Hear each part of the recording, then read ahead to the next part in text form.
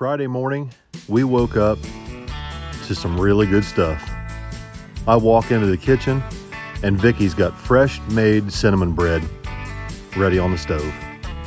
The air was cool and crisp outside, the sky was blue, the sun was out, and everything was right with the world.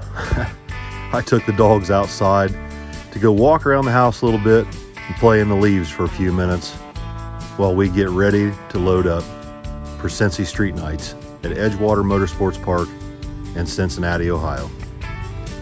Well, that's not nice. Because I love you.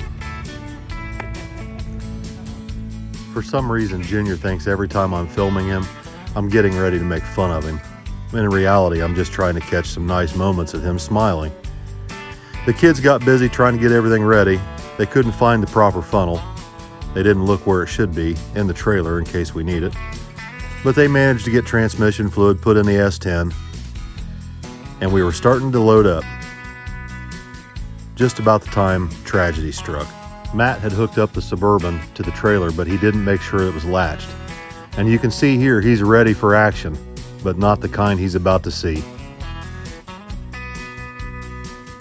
The trailer moved forward and hit the tailgate on the Suburban, and I was more than pissed. If anybody has a really nice clean white tailgate for a Suburban, old body style, I'm in the market.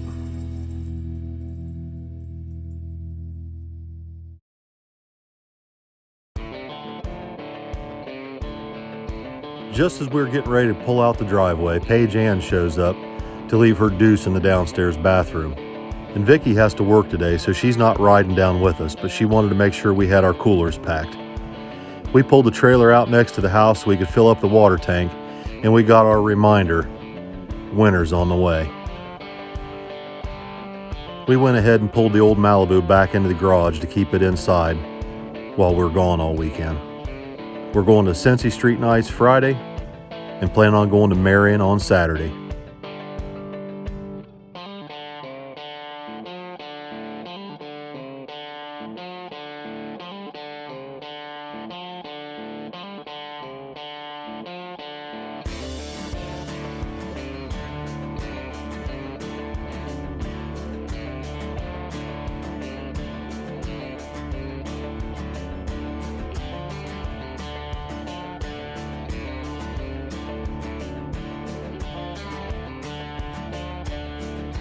After completing the 3-mile twist and turn road that leads up to Edgewater Sports Park, we finally make it to the front gate, pull in, find a good pit spot in the trees, and set up camp for Friday night.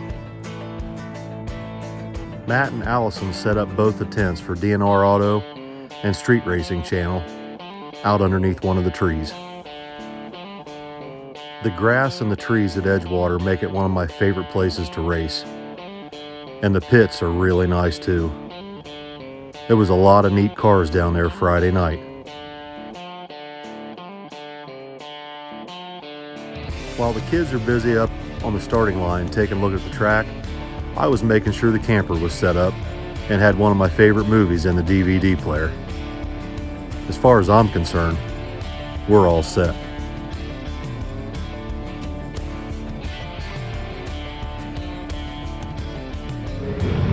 Good.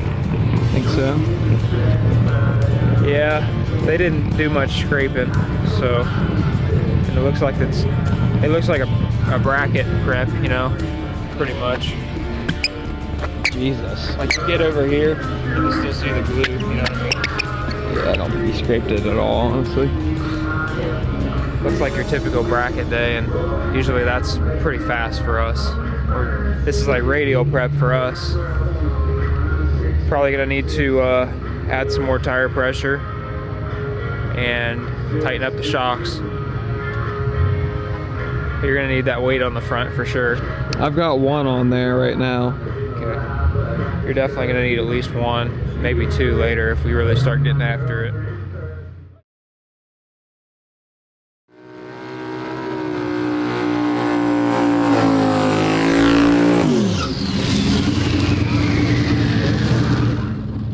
Boys had gone out earlier in the day and looked at the track. They'd put a pretty hot tune-up in each car. I wasn't concerned about the 60 foot. The Falcon is on Hoosiers, and it's very gentle on the tire. It never works the tire hard, and we've never actually tried to make that car 60 foot very hard. However, the air was 600 feet below sea level, and even a mild tune-up would probably result in the fastest 60 foot out of this thing we've ever seen, especially with the chin weight hanging underneath the front of the car.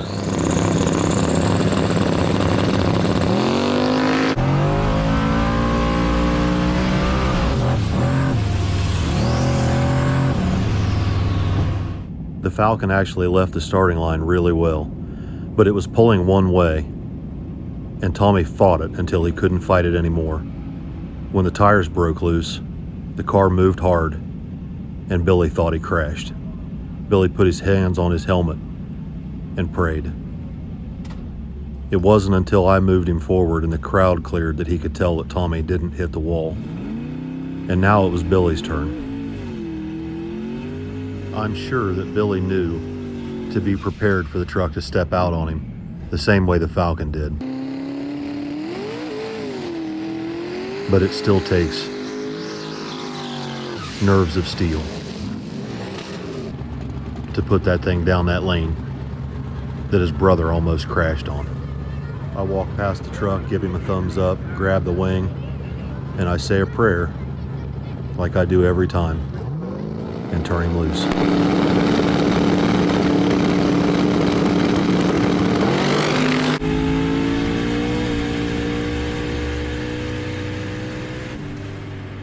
After Billy won and Tommy lost, the boys came back to the pit and they agreed that they needed to check the anti-roll bar. After they checked it, they realized that we hadn't reset it after it came back from Lucor, and Billy said it was definitely on a bind. We felt for sure that this was what caused the Falcon to pull so hard to the left. So, we decided to put Tommy into the second chance race.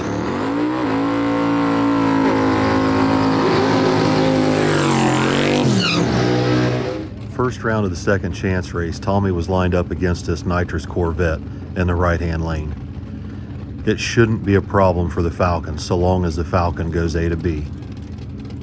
I'd be lying if I told you I wasn't scared to death.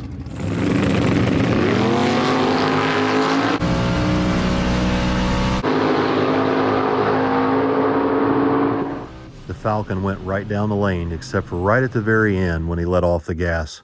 It moved around on him. Billy was about 3 pairs back when the Prestons brought the Mustang to the starting line, and Frankenstein made a pass.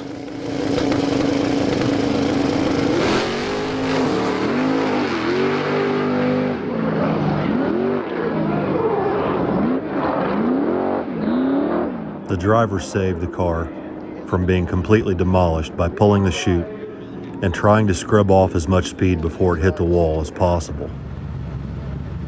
After watching the Prestons hit the wall in the right-hand lane just 2 pairs ahead of Billy, I walked back to the staging lanes and reminded Junior, make sure your hand's on the parachute handle as soon as you make the high gear shift. Don't forget.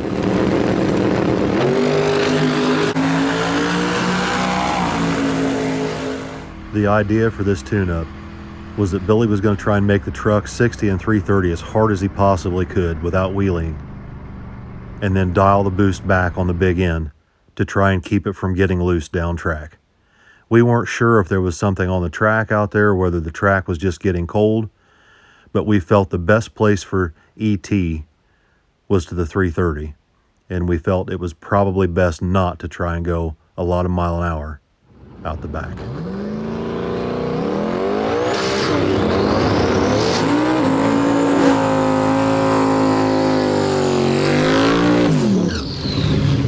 Second round of the second chance race, Tommy was paired up with his 4th gen Camaro from the Mac TV camp.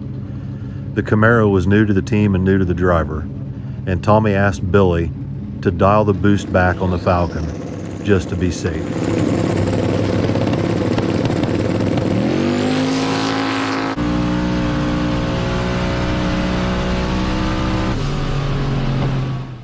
Even though Billy had softened up the tune-up, the Falcon still went faster and a little bit more mile an hour due to a decrease in wheel speed.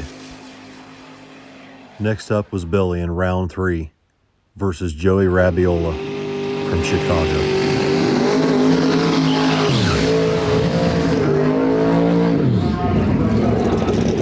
Joey and his team from Chicago are OGs on the no prep scene.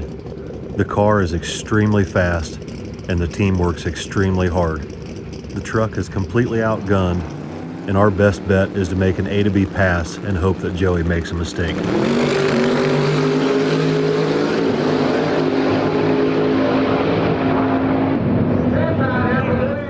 In order for us to come close to running with Joey, we would have to put more boost to the truck than we ever had before and risk scattering the engine just a week before Crossville. We hoped that Joey would make a mistake, overpower the track, and smoke the tires, but he didn't.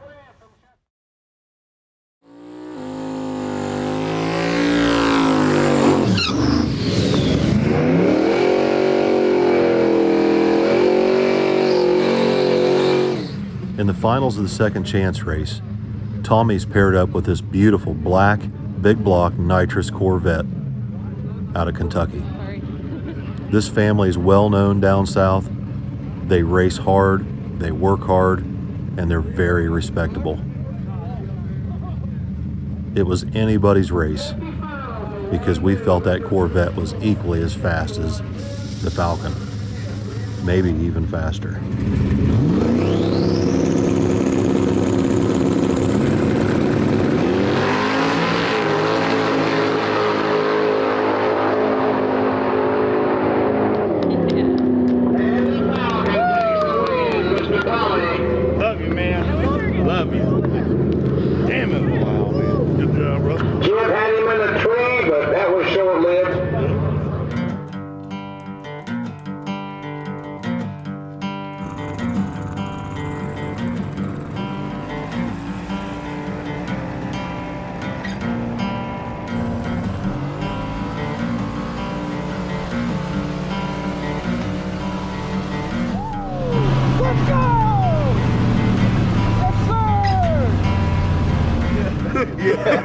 Thank you guys for putting this on. Oh, no problem. Yeah, thanks It's for good to coming. have you. You did good tonight. Yeah, Thanks for coming down, guys. Love having you guys. That's not the first win with it, is it? No, I've won a couple. I've won a couple second chance races, but I think I did win one like legit race at Pacemakers. It's because it's a Mustang with an LS in it. I think all of my wins are